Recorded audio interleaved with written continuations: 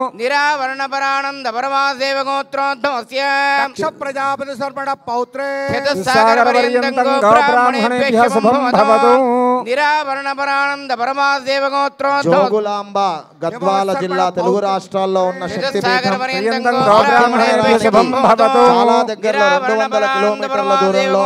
తుంగభద్ర నదీ తీరం